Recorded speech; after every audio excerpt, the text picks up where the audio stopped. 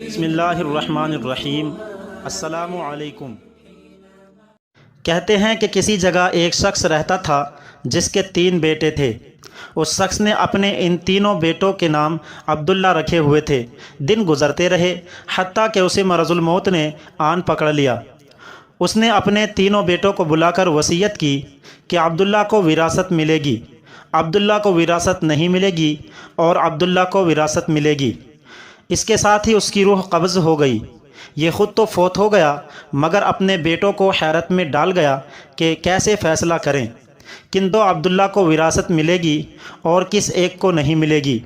تینوں نے فیصلہ کیا کہ شہر جا کر قاضی سے اپنا مسئلہ بیان کریں اور اس سے کوئی حل مانگیں۔ تینوں اپنے زاد راہ کے ساتھ شہر کے لیے عزم سفر ہوئے۔ راستے میں انہوں نے ایک ایسے شخص کو دیکھا جو اپنی کسی گمشدہ چیز کو تلاش کرتا پھرتا تھا۔ ان بھائیوں کے پوچھنے پر اس نے بتایا کہ اس کی اونٹنی گم ہو گئی ہے جسے وہ تلاش کرتا پھر رہا ہے۔ ایک عبداللہ نے پوچھا، کیا تیری اونٹنی ایک آنکھ سے کانی تھی؟ اس آدمی نے کہا، ہاں ہاں ایسا ہی تھا۔ دوسرے عبداللہ نے پوچھا، کیا تیری اونٹنی ایک ٹانگ سے لنگڑی تھی؟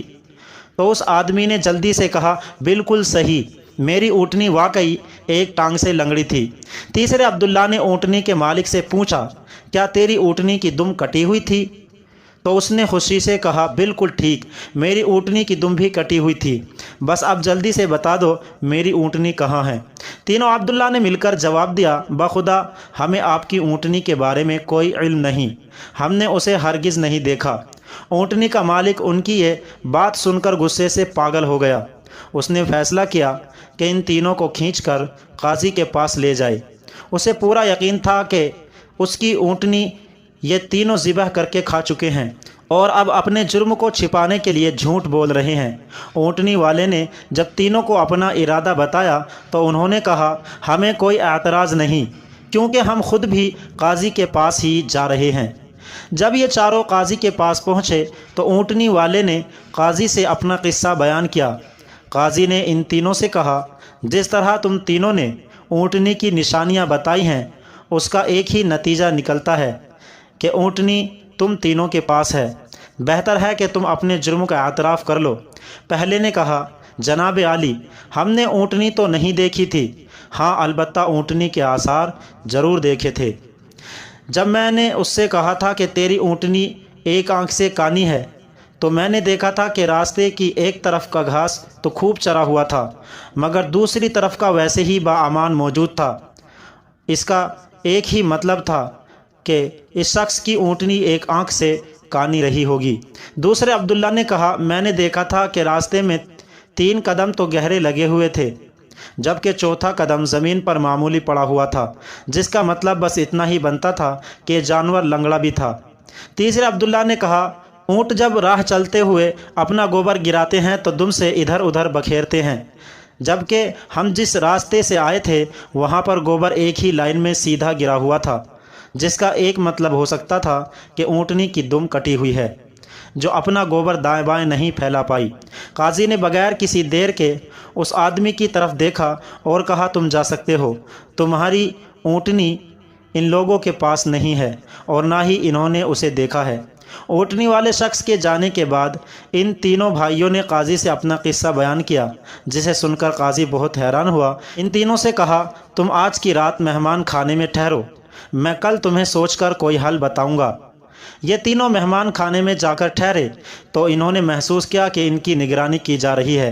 کچھ دیر بعد ان کے لیے کھانا لایا گیا جو گوشت کے پکے ہوئے سالن اور روٹیوں پر مشتمل تھا۔ پہلے نے کھانے کو دیکھتے ہی کہا، یہ سالن کتے کے گوشت کا بنا ہوا ہے۔ دوسرے نے کہا، روٹیاں جس عورت نے پکائی ہیں وہ حمل کے ساتھ اور پورے دنوں سے ہے۔ تیسرے نے کہا کہ یہ قاضی حرام کی اولاد ہے۔ بات قاضی تک پہنچ گئی۔ اس نے تینوں کو دوسرے دن اپنی عدالت میں طلب کر لیا اور تینوں سے مخاطب ہو کر کہا، تم میں سے کس نے کہا تھا کہ یہ کتے کا گوشت پکا ہوا ہے؟ پہلا بولا، میں نے کہا تھا۔ قاضی نے باورچی کو بلوا کر پوچھا تو اس نے اعتراف کیا کہ پکانے کے لیے کچھ نہیں تھا، تو اس کو شرارت سوجھی اور اس نے کتا مار کر اس کا گوشت پکایا اور ان کو کھانے کے لیے بھجوا دیا۔ قاضی نے پہلے سے پوچھا، تمہیں کیسے پتہ چلا یہ گوشت کتے کا ہے؟ तो उसने बताया कि गाय, बकरी या ऊँट के गोश्त के नीचे चर्बी लगी होती है, जबकि ये सारा चर्बी नुमा था जिसके नीचे कहीं कहीं गोश्त लगा हुआ था। काजी ने कहा, तुम वो अब्दुल्ला हो जिसको अपने बाप के माल से विरासत मिलेगी। काजी ने दोबारा उनसे मुखातिब होकर पूछा, किसने कहा ये रोटियां ऐसी औरत ने बनाई हैं जो 9 माह के हमल के साथ और अपने पूरे दिनों से है? जवाब में दूसरे ने कहा, मैं हूँ जिसने ये कहा था। काजी ने पूछा, तुम्हें क्यों कर ये लगा? तो उसने कहा, मैंने देखा रोटियां एक तरफ से फूली हुई और खूब पकी हुई हैं तो दूसरी तरफ से कच्ची और मोटी रह गई हैं।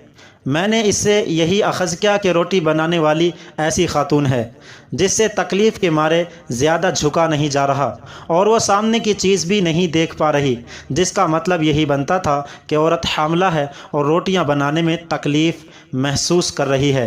काजी ने इस दूसरे से भी कहा कि तुम वो अब्दुल्ला हो जिसे उसके बाप के तरके से विरासत में हिस्सा मिलेगा। फिर काजी ने तीनों से मुखातिब होकर पूछा, ये किसने कहा था कि मैं वलदुल हराम हूँ? तीसरे ने जवाब दिया कि ये मैंने कहा था। काजी उठकर अंदर गया और अपनी माँ से पूछा, क्या ये सच है कि वो हरामी है? तो उसकी माँ ने कहा, यह सच है कि तुम हराम के हो।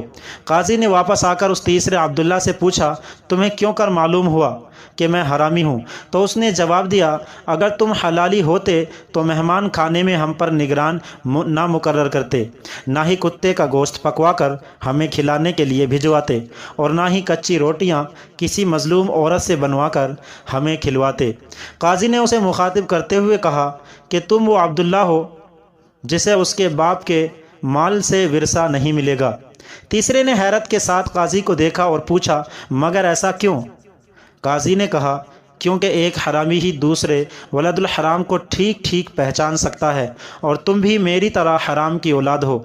विरासत पाने वाले दोनों अब्दुल्ला अपनी माँ की तरफ लौटे और दरियाफ्त किया कि हमारे तीसरे भाई का क्या माजरा है।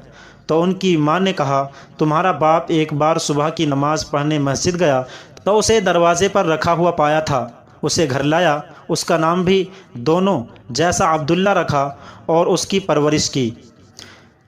तो दोस्तों, ऐसी होती हैं अरबों की हिकायतें जिनमें हिकमत के साथ साथ दर्स भी होते हैं। दोस्तों,